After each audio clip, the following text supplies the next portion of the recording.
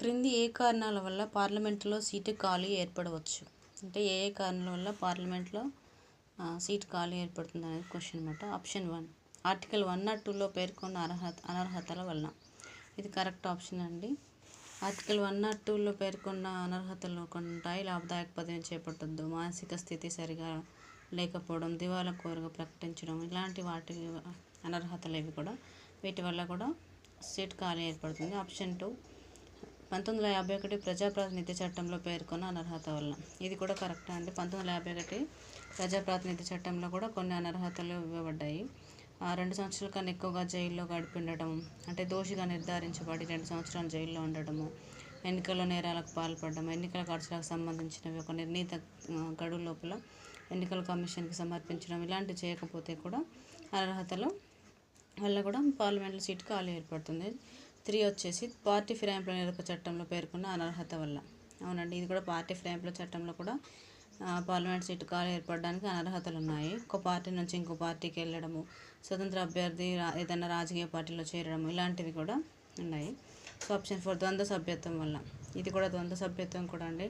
ఒక సభలో సభ్యుడిగా ఉండి మళ్ళీ వేరే సభలో పోటీ చేసి దాంట్లోకి వెళ్ళవడం, మళ్ళీ దాంట్లో ఈ మొదటి సభలోని సభ్యత్వం కోల్పోవడం, ఇలాంటి వాటి వల్ల కూడా పార్లమెంట్లో సీటు ఖాళీ అవుతుంది. 5th రాజీనామా చేయడం వల్ల.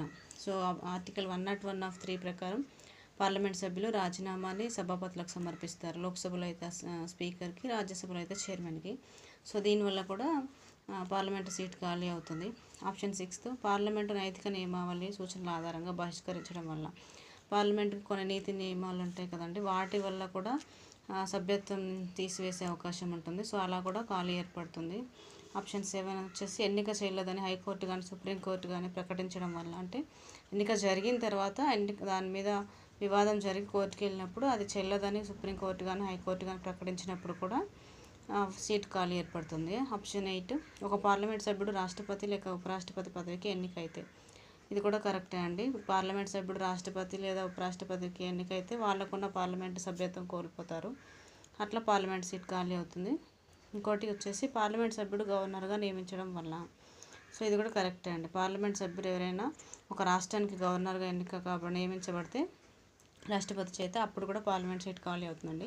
ఈ 9 సందర్భాల్లో కూడా పార్లమెంట్ యొక్క సభ్యత్వం పోతుంది ఆ సభ్యులకి. సో పార్లమెంట్ సీటు ఖాళీ ఏర్పడుతుంది అన్నమాట. సో ఏ కారణాల వల్ల అంటే ఈ 9 కారణాల వల్ల కూడా పార్లమెంట్లో సీటు ఖాళీ అవుతుందండి. Thank you.